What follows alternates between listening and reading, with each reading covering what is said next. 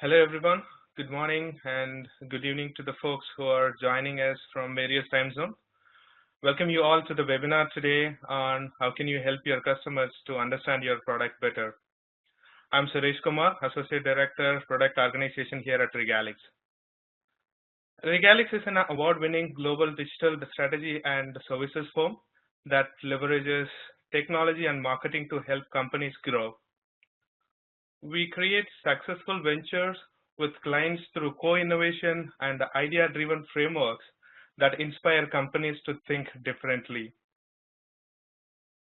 Great, let's jump right into the session. Today, what we are going to cover are some of the general factors that contribute to losing active users on a product. We are going to talk about understanding your product users and their needs, and then we'll deep dive into purpose and benefits of a product demonstration.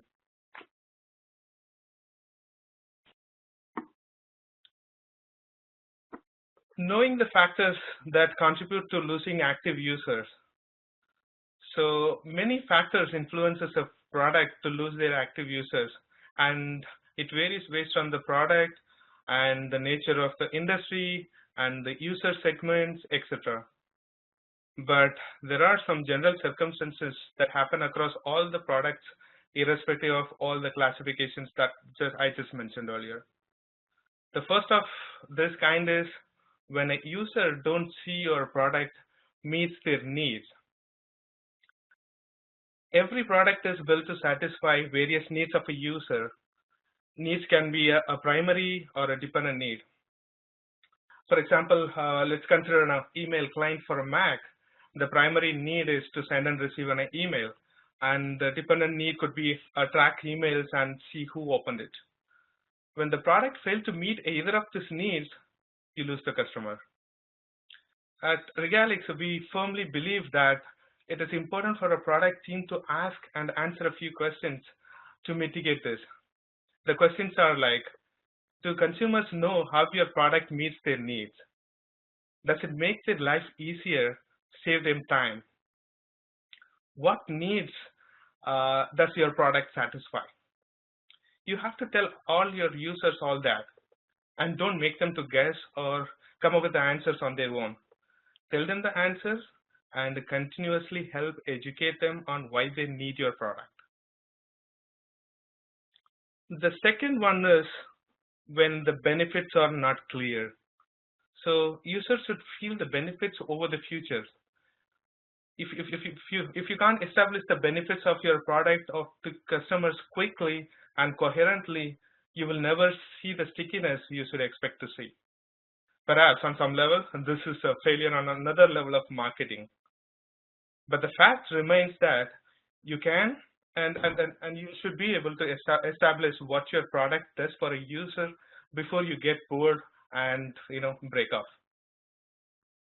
You only have it's not specific to any product. It is common to all the products, be it a software product, be it hardware product. You only have one chance to make a first impression. So if your customers are unhappy with your product, it may be very difficult to get them to come back. Many companies make this mistake of portraying the features over benefit. Especially while listing your product features enables the customers to make an informed decision on their own. It can also leave them feeling a little overwhelmed with the information and at first, unable to see what value the product will have in their own lives. So you must therefore be able to explain exactly how the product could make a difference to the user, where it will make them feel better or their life easier or just happier or healthier or more productive. So this is all really important to make the user's stickiness. And the final and the most vital one that I personally believe is the last one. So when there is a difference in user's mental model and your system model, that's a major factor of losing the active users. As we all know, when you build a product, how are people are going to understand what it is, what it does, and the value it's going to deliver. and different people can think about the same thing in a different ways. The way people think about achieving a particular task is closely related to a mental model of a user. I think recently one of the exercise conducted by Intercom shows that people can think about same thing differently. So they asked what they did is they've asked a set of people to draw a process of making a toast. Some people created a simple diagram with bread plus toaster equals a toast. And that's right. But some people went into explaining the process of making the bread completely first and then putting it on a toaster, then finally the toast, and so on.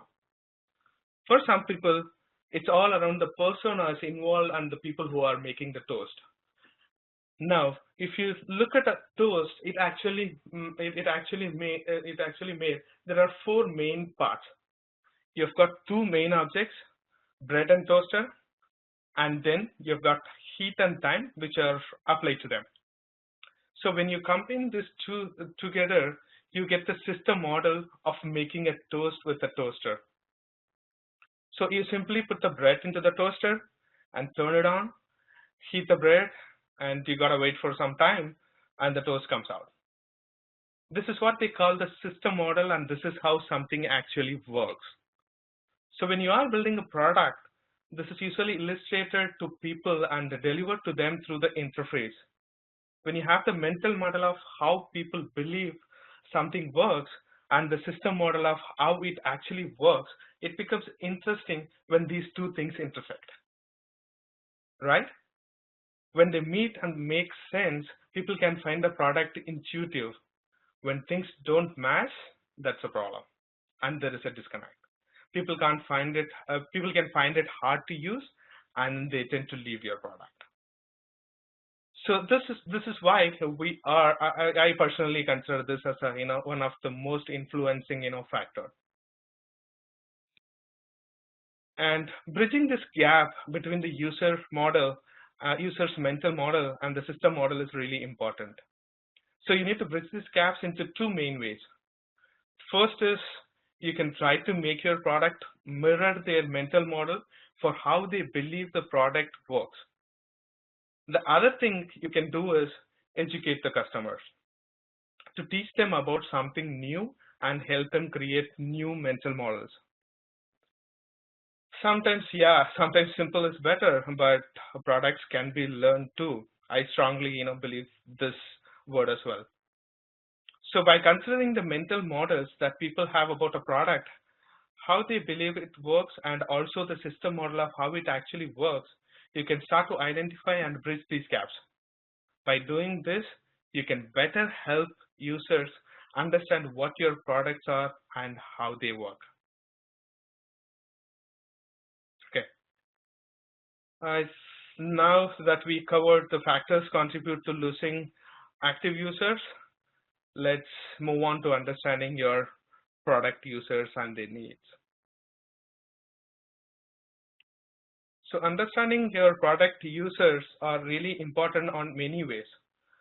The way you deliver the content, the way you serve them, and the way you understand what exactly they need, all these things will help you to improve your product. So the first thing is become more knowledgeable about how users spend their time on the product. So what it means is understanding the product users to the core by how they are using the product and where they are spending more time and what features are they using frequently. So you can do that. You can do either by classifying different type of users, because I wanted to my product is really bigger and larger, so I can do a different things like I wanted to segment it into new users, existing users, and power users, or kind of super users. So you can set up various analytics to your product or the content that they consume within the product to achieve this. So the next thing on this context is generate data from users analytics. So once you have the analytics set in place to understand what they are doing in your product, then generate data out of it. Identify the best users and determine the commonalities between them, and also figure out the ways to get more of the active users. So when we say the best or active users will vary depending on the company or a product, you need to define what the best or active user is for your product. For example, let's go with an assumption that a best user should engage with your product at least once a day. You believe this is reasonable because of the type of product or the problem you're solving, or on the quality feedback that you have collected from the users that this is really solving that I'm engaging with the product with your product at least once a day. So you might also have enough data, a few months or more, that shows you that user who use your product once per day seems to stick around, which is a good thing. You can then calculate what percentage of users are the best. And ideally, you have a threshold that you are aiming for, what we will call as a line in the sand. It's difficult to find a benchmark, so but pick something. So I'm going to skip past this a bit. But let's say we are aiming for 50% of our users to be the best, or what we'll call active users. So that's a metric that we wanted to understand and we wanted to go behind. So the productive user engagement. So what you need to do is you should start by looking for commonalities among your active users. For example, you might find a lot of your active users share similar demographic information. That might indicate a shift in market focus needed. Or maybe you find that a lot of your active users take a particular actions, something like a read or engage or doing some activity in your product more times than non-active users. In this case, the particular action in questions could be a leading indicator of becoming an active. Okay, if you do find a correlation, that is users that do something inside the product are more likely to stay active with the product, then you have found what you need to focus on an experiment. Then you can come up with a bunch of content or an experiment and see if you get more people to take the same action you want, and more importantly, see if that results in more active users. Now, you're probably wondering why all this matters. It matters because in order to craft a content that speaks to your users, you have to understand them in a very deep way. Creating content that solves their biggest problem is one of the most efficient way to build trust with your users. Everything you do, starting with your playbook or a bite-sized video or a product demonstrations, should be crafted and delivered in a way that truly speaks to your ideal users. So that pulls down a screen on understanding your complete product users, and let's move on to the purpose and benefits of a product demonstration.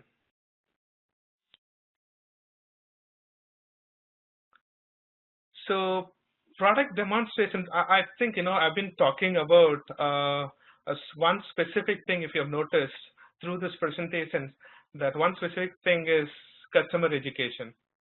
So the customer education is one of the important thing on the entire product marketing or product management, because that's when you will learn and you will empower your customers to fully utilize your product benefits.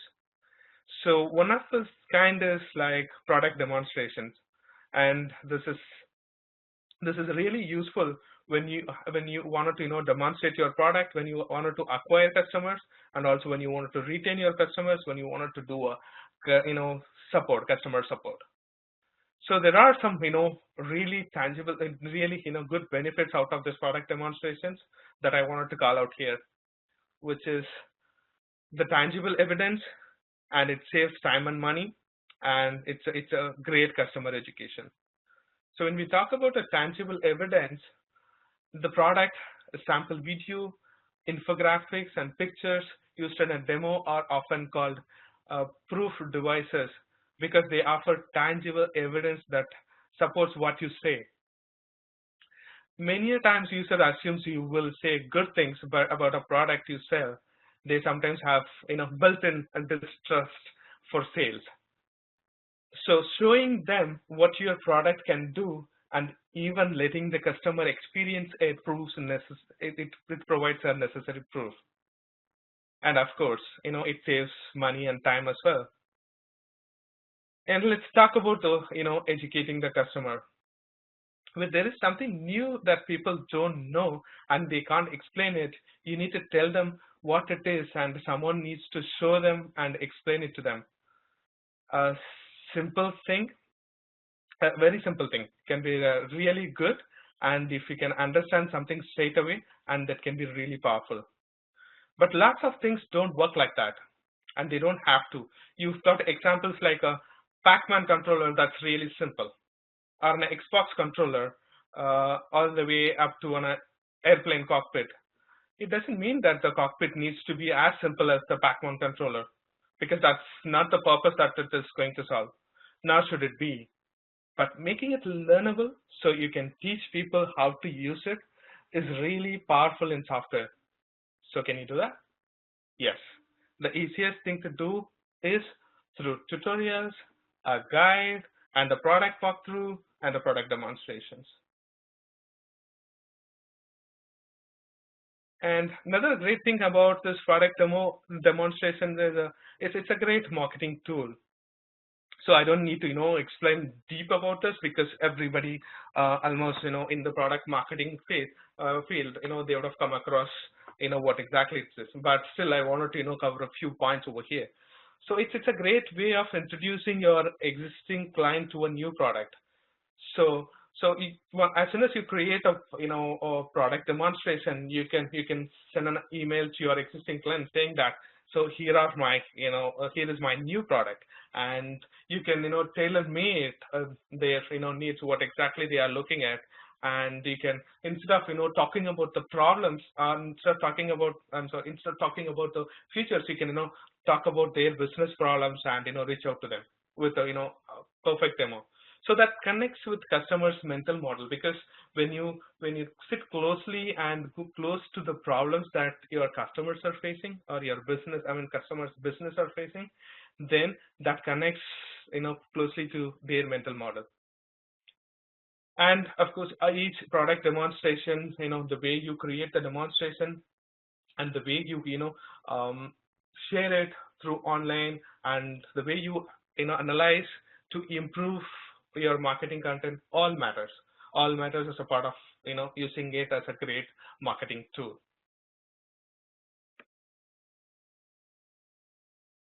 So we Regalix have a platform called ShareDemos that does a great job of product demonstrations. So it's a time-saving solution for walkthroughs with the bite-sized and the searchable content. And you can create your own content, and you can also you can create your original content, and you can also use any existing content through easy import, and you can edit in place using our ShareDemos tool. And your customer can understand your product and solution better when you share your product demonstration created using this. So you have a wonderful tracking facility here. It has rich in analytics on content consumption, something like a full versus partial consumption, and geo-based consumption data, and the reports on the search. For example, you can create a complete playlist where if you wanted to see what content is really performing better, so you can get that information as well. So you can also get a reports on search with null search highlighted. And when you share the content with your customers, you can share freely with all the customers or not. If you wanted to integrate with wanted to show it to a specific set of eyes in an enterprise environment by integrating in an SSO, then that is also pretty much feasible here. So some content can be accessible only to our registered users also. So this complete platform content, what the content that you create here is mobile enabled content, and it is accessible across all the mobile devices as well. So With that, I would like to thank you for following this webinar and invite you all to explore how ShareDemos can help you in your product marketing journey. So you can sign up for a referral free trial at ShareDemos or ShareDemos.com, and be in touch with me for any questions regarding ShareDemos at eskumar@regalix-inc.com. Thank you.